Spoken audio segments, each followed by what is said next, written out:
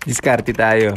Tara? Bago nga pala muna ako bumiyahe, naglaro muna ako. Inaya lang din ng tropa, kaya sumama na ako. Kinakailangan ko na rin kasi talaga mag-cardio. Sakto lang to dahil puro gym na lang ako. Minsan na lang din kasi talaga ako maglaro, kaya na-miss ko lang. At pagkatapos ko maglaro ay bumiyahe na rin ako. Kasama ko nga pala dito si Boss Madam. Sama daw siya dahil wala naman siyang ginagawa. Pinasukan na ako dito ng order. Pero bago ko kunin ay bumili muna kami ng buko dahil nauuhaw na daw siya. Ang order nga pala na pumasok sa akin ay Jollibee Comembo. At sakto ang pagdating ko ay nakaredy na rin yung order ko. Kaya agad ko na itong diniliver kay customer. At pagka-drop ko dito ay wala nang kasunod. Kaya napansin ko dito ay matumal siguro. Kaya tumambay na muna kami dito. At sa ilang minuto na paghihintay, pinasukan na ako dito. Dito lang to sa Estrembo. Kaya agad na rin natin to pinick up dahil naka-ready na rin. Medyo nawiwirduhan nga ako dito dahil ang bilis ng order. Matumal yung order. Pero pag may pumasok sa'yo na order, pagdating mo ay naka-ready na. At pagka-deliver ko kay customer, at dito nga ay wala na ulit kasunod. Kaya tumambay na lang ulit muna kami. At habang nakatambay kami dito ay napansin lang namin tong dalawang pusa. Ang cute lang nila tignan. Malambing at nakikipaglaro sa amin. Gutom na siguro yung dalawang to dahil biglang lumapit sa amin. Nakakawala lang ng stress kapag tinitignan mo sila. At sakto, buti na lang ay may tira pa kaming tinapay. Kaya binigay ko na to sa kanila. At sa ilang minuto na paghihintay ay pinasukan na rin ako dito ng order. Kaya agad ko na itong kunuha. Ang drop nito ay dito lang sa phase 2. Medyo nalito pa nga ako dito dahil mali yung pin address niya. At pagka-deliver ko ay tumambay ulit kami dahil wala na ulit kasunod na booking. At saktong may liga dito kaya dito na muna kami. Pero hindi na rin kami nagtagal dito dahil may pumasok ng booking. Dito lang to sa 7-Eleven BCDA. At ang drop nito ay dito lang sa Barangay Rizal. Buti na lang talaga nakapondo ko kahit papano. Kaya hindi na ako masyado naghabol dito. Sinaga ko na lang talaga yung tumal. Pero last drop na to